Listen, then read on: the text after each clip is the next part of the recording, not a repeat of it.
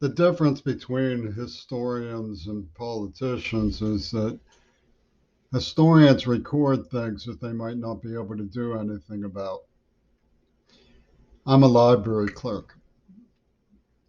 I subscribe to the American Library Association's basic values. Now, we've entered this moment in our history where everything is sort of jammed up with these nuclear blackmails. Everybody who has a nuclear bomb is at the jumping hole. And for my money, I just want that stuff hooted off. Bunch of babies. Just hoot it off.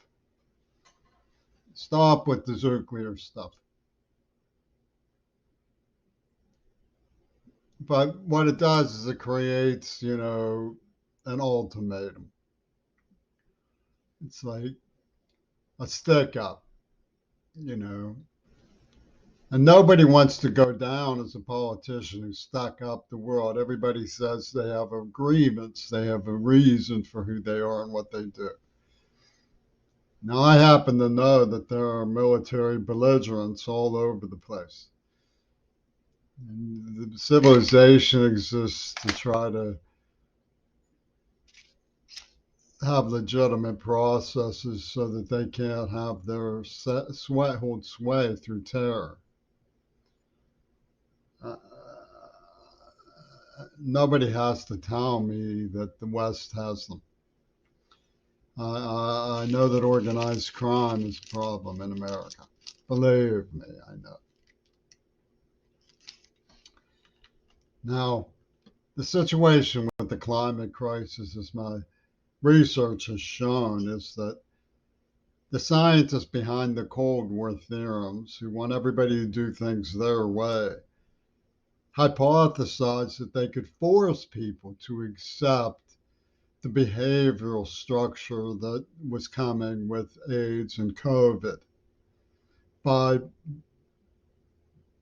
funneling fumes into the atmosphere and threatening to turn the whole place into a world of ash. I say that as a historian, not as a politician. There may very well not be anything I can do about that, except enter it into the record as historic questions. Now, as far as choosing sides in politics, as everybody knows, I've chosen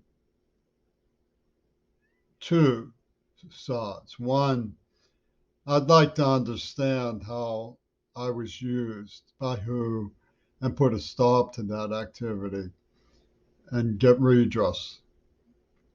That has nothing whatsoever to do with making a bargain with the people who did it.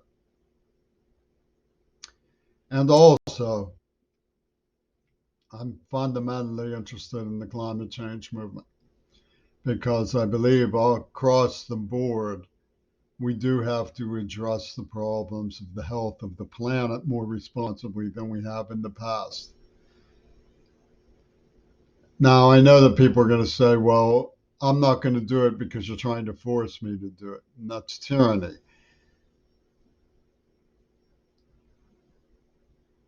That's worth discussing from all points of view.